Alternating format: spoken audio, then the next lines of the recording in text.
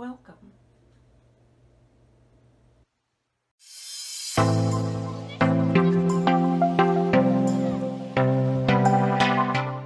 Alright, so finals just ended and I am finally getting around to it. I am going to tell the story of my experience with Graves' disease and why I am choosing to get a thyroidectomy. My surgery is in...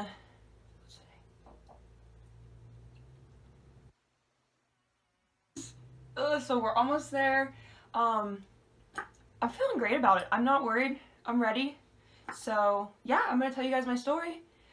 Basically, what made me want to share my story is when I was diagnosed and was told that I kind of had to decide my treatment method, what I wanted. One of the ways that I really cope with this was through YouTube. And I found some girls like my age, since I didn't really know anyone my age who had been through this, I found girls my age that had been through this and had the same experience as me. And really just hearing their story, their experience through different types of treatment, really helped me make my decision and just, you know, feel like somebody understood what I was going through. Because it is something that, like, unless somebody else is going through it, they can't really understand it, and it's really hard because, like, at the end of the day, you have to make your decision for your treatment. And so, yeah, basically, I just wanted to share my story too, add to that, and hopefully somebody who's going through a similar situation can relate. If you ever get a friend that buys you a pineapple mason jar because it made them think of you, keep them. Hold them tight. You know who you are. I got my laptop here, keep me on track. Basically so I don't leave anything out because it's quite a story. So I'm going to start off telling you guys my story of Graves' disease and my experience, how I found out I had it, what happened after I found out, and then I'm going to go into some of the options I was given for treatment, and then just discuss a little bit of why I chose to choose a total thyroidectomy. Why I chose surgery to have a total thyroidectomy, and yeah, kind of just how I've been preparing for that. Here's my story. So basically, I think 8th grade. 8th grade was when I was first got my blood work taken because I was having lots of anxiety. I was always an anxious child, but it was getting a lot worse. My heart rate was pretty high. I was like having trouble focusing, stuff like that. It was just kind of out of the ordinary. Well, not out of the ordinary, but worse than it had been. And so we were like, okay, like, let's get her blood tested, see if something's up. And so we did that, and turns out I was misdiagnosed. So very unfortunate that this happened because things got a lot worse because of it. So I was misdiagnosed that they were like, nothing's blood, like, your blood is fine, you just have anxiety. And so they started sending me to therapists. And so basically at this time my family was very against putting me on an antidepressant, which there was a lot of reasons for that. Basically they were like, that's not an option, we're not doing it right now. And I was also just a preteen, like I was very young when this all started. And so I started going to therapist. And the first one, bad experience. Not here to bash my doctors and stuff, but just I have had pretty bad experiences with some of my doctors. That's just how it is. So the first one was not a good experience. Basically, she basically told me to my face, I don't know how to help you. You should go on medicine. And that was just really hard to hear. I mean, for being an 8th grade girl, going through all the things normal 8th graders go through, and then being told by like this professional, I can't help you, like, go on medication for your nerves. It was hard. And so basically we didn't stay with her long. My mom took me out of her. My mom also had a hard time because she really kept pushing antidepressants, and my mom, at this time, we were like, no, we're not doing it. And so my mom was not too happy with that either, so we took me out of that therapist. And then I ended up going to another one, and this one I had a really good experience with, but it was kind of a similar thing. Like, she kept trying to help me, and nothing was helping at all. It's like all the stuff she told me to do to take care of my anxiety I was already doing. And so yeah, it was just really frustrating, but so thankful for her, because by this point I was in like 10th grade. So kind of like 2 years was this like with one therapist, off for a while, with another, and kind of just like nothing really getting better, still having panic attacks, and just like, yeah, basically I was a ball of anxiety all the time. And so this new therapist, very thankful for her, because she one day like talked to me and called my mom in, and she was like, listen, I've been doing this a long time. There is nothing mentally wrong with, like, mentally as in like mental health wise, there is nothing wrong with your daughter that way. I think it is something physical, and I think you need to go back to the doctor and demand to have all the blood tests and tell them like something's wrong. You need to figure it out. Like, that's your job. And so my mom took that advice, and that's what we did. And she went to the doctor, and she was like, listen. And so by this point, I was getting really sick. And I mean, we had been told it was anxiety. So we were like, okay, that's what it is. But I mean, all the signs were pointing that it was not just anxiety. So just like some of the examples of the point I got to by this point. So this was like 10th grade. So I was very skinny. And like, we didn't think tons of it, but oh my gosh, now when I look back at pictures, I'm like, that was scary, how skinny I was. So basically, like, what was going on, which is very typical of Graves' disease, this is what happens. So just for a quick background, so Graves' disease affects your thyroid, and it makes your thyroid overactive. And so your thyroid controls the hormones in your body, so it controls basically everything. So when it's overactive, you get a lot of symptoms like high heart rate, sweating, everything's just overdrive. You're always hungry, your metabolism's super high, you lose weight, and basically that's what was happening. So my resting heart rate was actually 130, which if you know anything about health, that is terrible. That's basically the fat burn zone. So basically 24/7, when I'm just sitting in a chair, it was like I was working out, which was just terrible. Like, obviously I felt terrible. Yeah, I had lost weight. I just remember one day, my mom wasn't home yet to cook dinner, and I was always a very hungry person, but like, this is just one day I remember so much. I had like eaten so many snacks, and I was so hungry to the point that I was crying. And like, it was one of the weirdest things. It was like, no matter how much I ate, I felt like there was just like nothing. Like, I just felt like I needed food. Like, I was so like starved. And then weakness too. So since like your heart rate's always constantly high, you're always burning calories. Like, at first, you get super energized, like when you have the disease, because you're everything's just in overdrive. But then as it goes on and progresses, so like you're always burning all these calories, and it gets to a point that like your body can't take this anymore. And so I was to that point, and basically I was exhausted. So like, I was always the friend that didn't want to go out. My friends like always gave me such a hard time for it.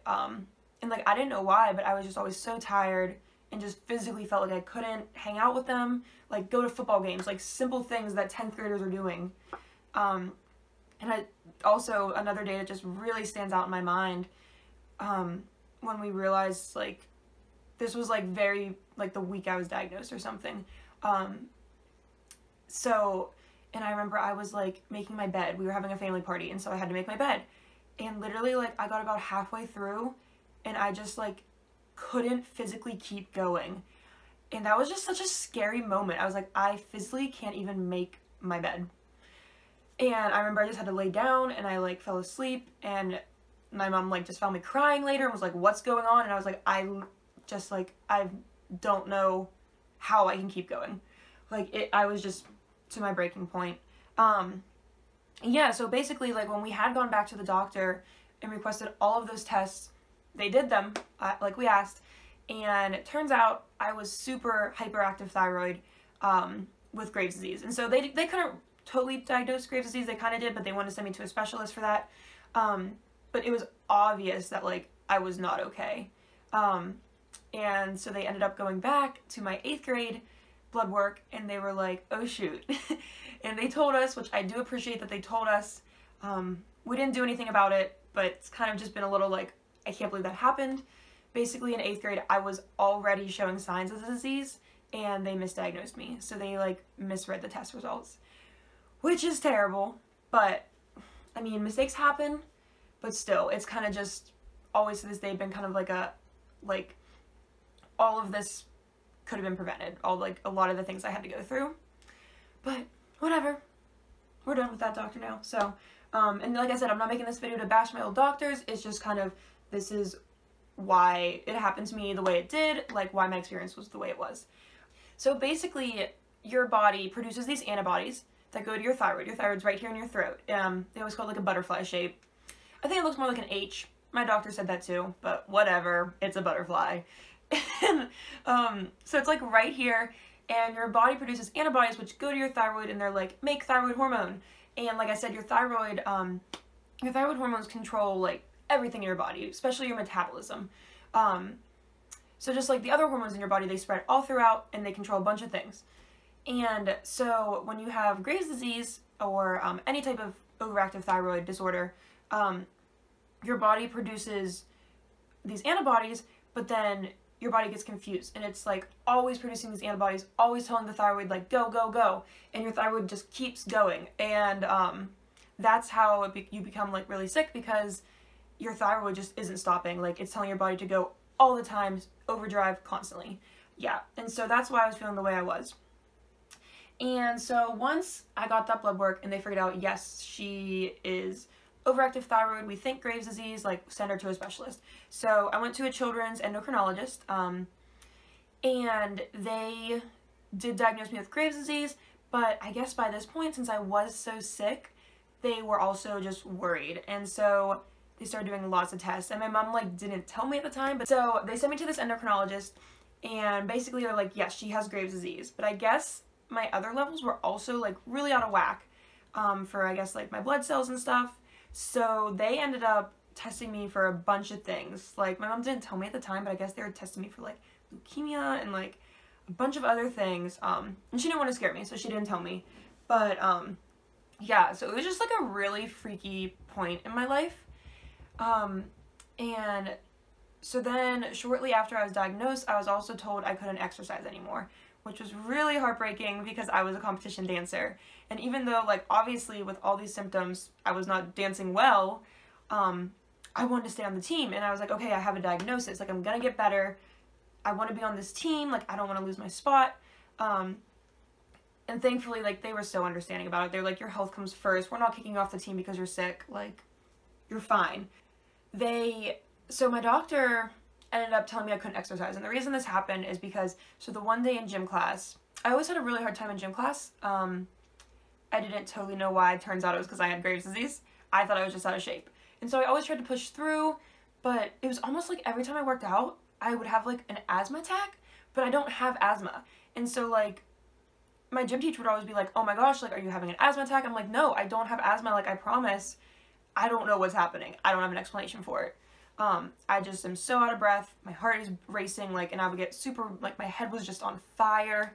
And so basically the one day after gym class, we were riding bikes. So we were outside and we're waiting to like go back in the building right after the workout. The workout was really hard for me, but I finished it.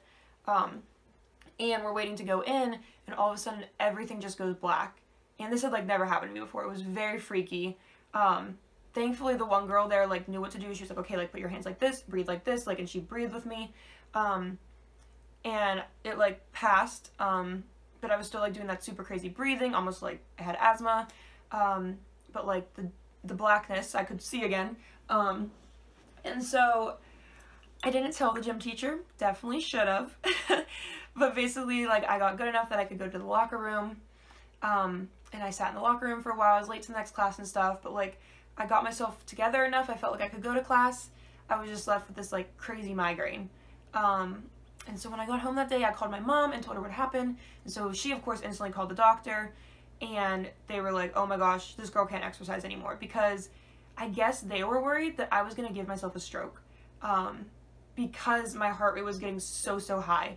So like if my resting heart rate was 130, that's like I'm working out, like sitting like this, it would have been like I was working out. And so like when I actually was working out, it was getting to scary level high. So yeah, they were like, no more exercise, she's done, which sucked, but it ended up only being a 6-week thing. So super grateful for that. It could have been a lot worse. Yeah, and my dance team was super great about it. They were like, come to class, like you're still part of this team, we're saving your spot, like you're fine. When I went to the doctor, they instantly put me on a thyroid hormone blocker. And so that's kind of like the first method of action that they always take. And it took me about a year to get back to normal.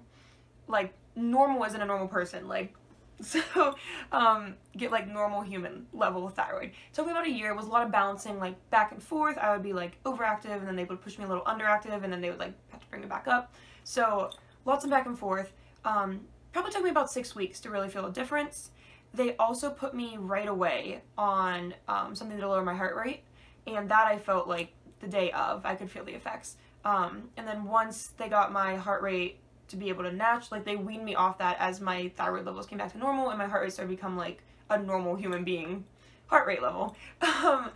And so, yeah, so that's kind of like the course of action they took. And so after about a year, when they got me to be like a normal person level, they were like, okay, a lot of times children, and I had like just finished 10th grade, so I was still pretty young. They're like, a lot of times in children, they naturally go into remission from this disease. And so they're like, we want to see if you're going to do that. So they basically started weaning me off my medicine, and I responded really well and went into remission.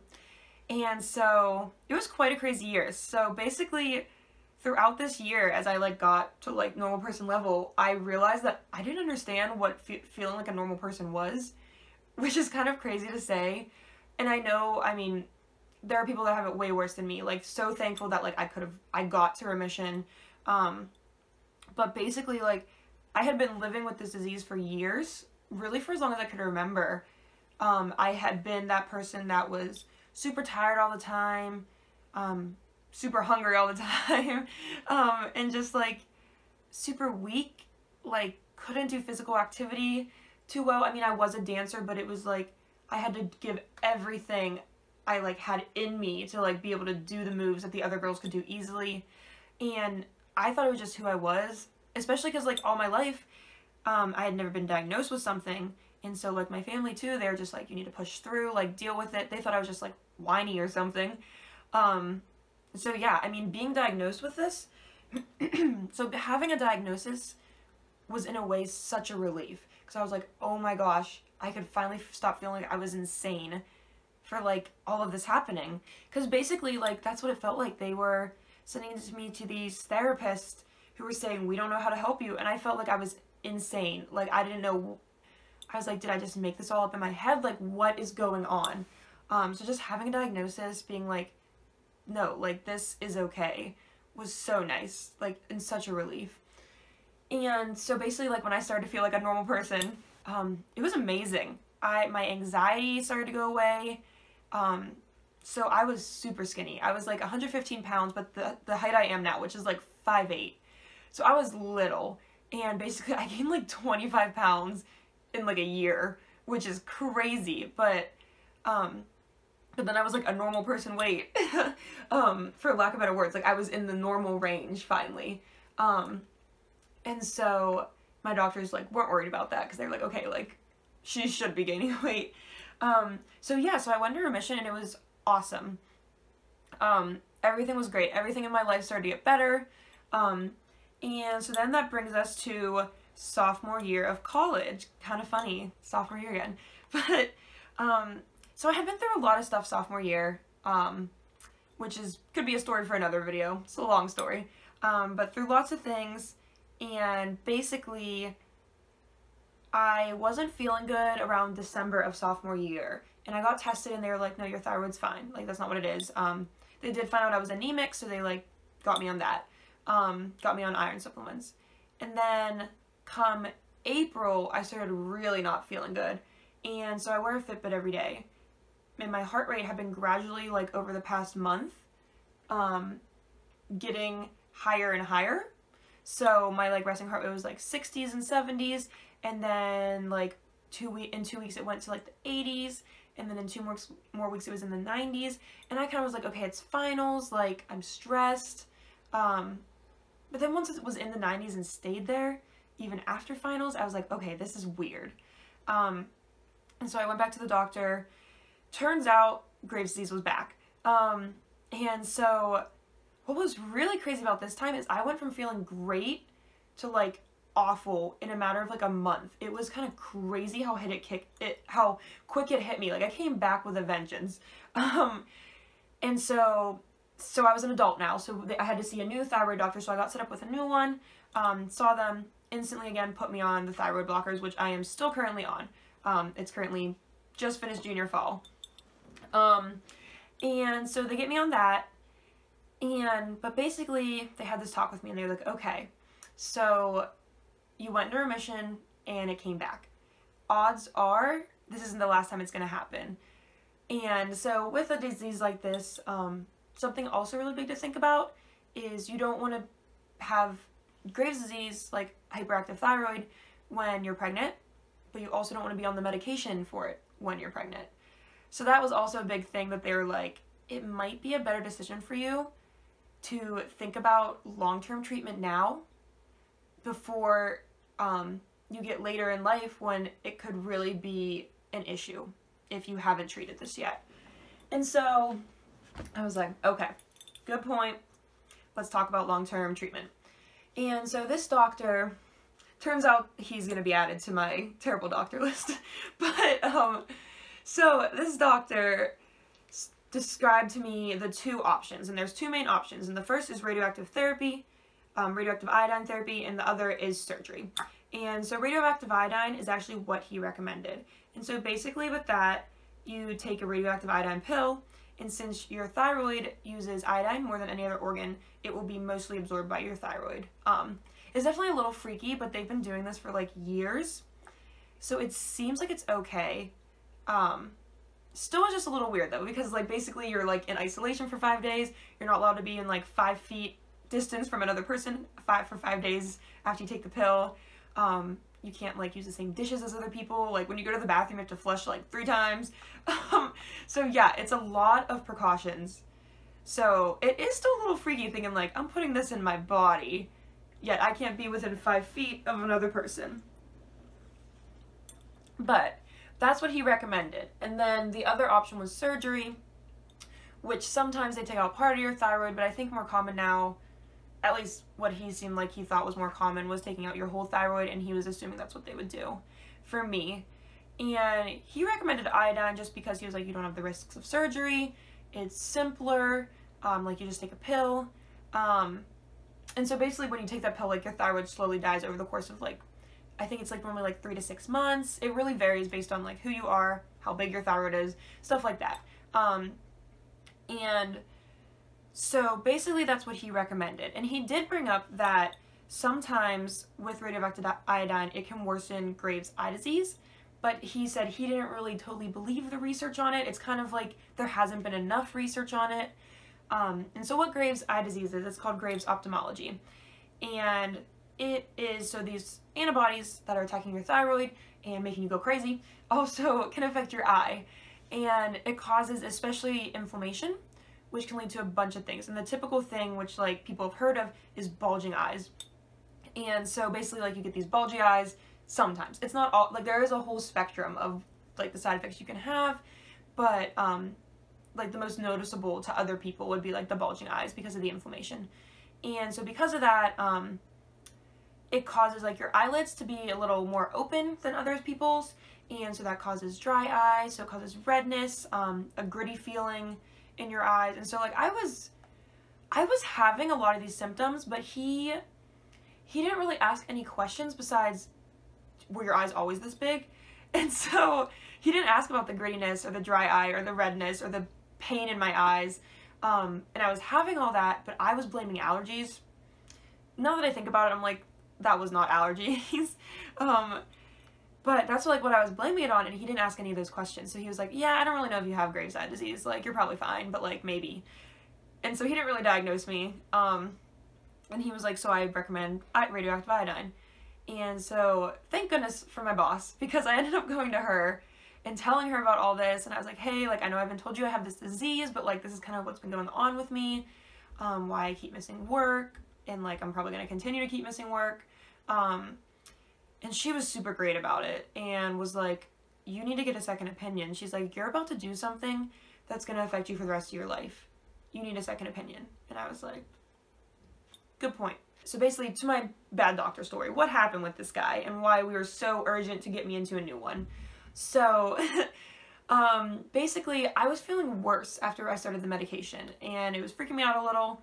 I was having a really hard time anytime I tried to exercise, getting super winded, super like racing heartbeat. I would feel like my heart was racing just sitting down. So basically like all the symptoms before, but they felt like they were getting worse, not better. And so I called him up, and his nurse answered, and I like gave her all these questions I had and told them how I've been feeling, and like just asked them to call me back. And they finally call me back, and they're like, yeah, like turns out he didn't answer any of my questions. They like prescribed me something to lower my heart rate and said I could take it if I wanted. I was a little sketched out. I was like, so you didn't answer any of my questions and you just prescribed me this drug that I can take if I want. So I was a little like, no, don't totally trust this. So I ended up not taking it. I just was like, I'm waiting till I get in this new doctor, because I was so freaked out. Because then I was like, okay, like, are my levels getting better? Because I had had my blood work taken, and like they never called to say if I was getting better or worse. And I was like, I feel worse. And she was like, oh, let me look. And I was like, okay. She was like, oh yeah, so he never looked at your blood work. My blood work had been taken a month ago. And this guy, I had called like 3 times at this point, being like, I feel so sick. I don't know what to do. Should I stop exercising? Should I do this? Like, all these things. And he had never even looked at my blood work. So I was just very upset at this point. And it could have been like an office miscommunication, whatever it was. I didn't feel like I was in good hands anymore. And I was like, I need to go to a new doctor where I feel comfortable and safe and like good. And so thankfully this new doctor squeezed me in. So thankful for her. And instantly was like, I told her my story of like how I ended up there, and she was like, yeah, it was like reasonable for you to push to get in sooner. You need to be taken care of. And so I got in with her. She was great. And so basically she instantly told me she thought I had Graves' ophthalmology, the eye disease. And she asked me, she's like, do you feel grittiness in your eyes? And I'm like, yes, all the time. And she was like, what about pressure? And so I had been having, in April, when I had first gotten sick, I had been having this terrible pressure behind my eyes. And I was told it was allergies by my eye doctor. And so I was like, yes. And as my thyroid got back to normal, that slowly went away. So it obviously was like correlated. And then the dryness, the redness, and she was like, yeah, you definitely have it. And so because of that, she was like, I don't think you should do radioactive iodine, because I don't want you to take the risk of your eyes getting worse. Which totally made sense. And so then she explained surgery to me, all the risks, all the benefits. She told me who she'd recommend me to, and gave me a name. And was like, I think this surgeon's amazing. I would go to her, like, just have a consultation with her and see what she says. And so I was like, okay. And so I scheduled that and met with her. And at this point, I was still very, like, unsure what I wanted to do, whether I wanted to do medication. I was like, I'm probably going to rule out iodine at this point, because she was so strongly like, I think it could worsen your eyes. And because that pressure in my eyes and stuff was very, like, not enjoyable at all. And so I saw the surgeon and talked with her. And at this point, I was still very unsure of what I wanted to do. But I talked with her, and it just kind of seemed like there was no reason not to do it now. And after like how quickly and intensely my disease came back that spring, I was just done. I was like, I'm ready to be done with this, like, on medicine, off medicine, like, when's it gonna come back? Like, I was just done. And so I was like, okay, I will schedule a surgery. And so this was in like August, and I decided over Christmas break I was gonna do it. Christmas break started yesterday, so here we are. Yeah, my surgery is very soon, and I actually feel great about it. So she was super great at explaining things. My doctor's office also has all these great things where they give you like this animated video that explains everything. And obviously, I'm me, so I did all my own research on everything. And yeah, I did tons of research before I made up my mind to do surgery. And everything just kind of was like, this is the right choice. Prayed about it a lot. Also, just felt like it's the right choice. And so yeah, that leads me to where I am now. So I am getting surgery in 5 days. Honestly, it's kind of weird. So I'm sure the day of I'm going to be terrified and freaking out because, ugh, I hate people touching my neck at all. Meanwhile, ugh, it's just gross. But yeah, so that's gonna be rough. But like, I'm actually kind of excited at this point. Like, I'm just ready to like have this solution. I will definitely have a video after surgery, just talking about my experience with surgery. But yeah, that's kind of like what led me to where I am. I really want to make this video, like I said, just to help out anybody else that's going through this, talking about their options, and this is kind of just my story, why I ended up choosing surgery. So yeah, I mean, if you're anyone that would like to reach out and talk to me about this or what you're going through, I am more than willing to do that. But yeah, so that's my story. I am currently feeling great. The medicine's got me totally under control right now, which they had to do before I could get surgery anyway. You have to be like a normal level before you can go into surgery. And yeah, so pretty soon I will be getting my thyroid out and starting the journey of recovery and living without a thyroid. So I'll keep you up to date on how that goes for me. Thank you for watching if you made it this far. Yeah, you can wait to hear more from me on how it goes, but fingers crossed it goes good. So, bye!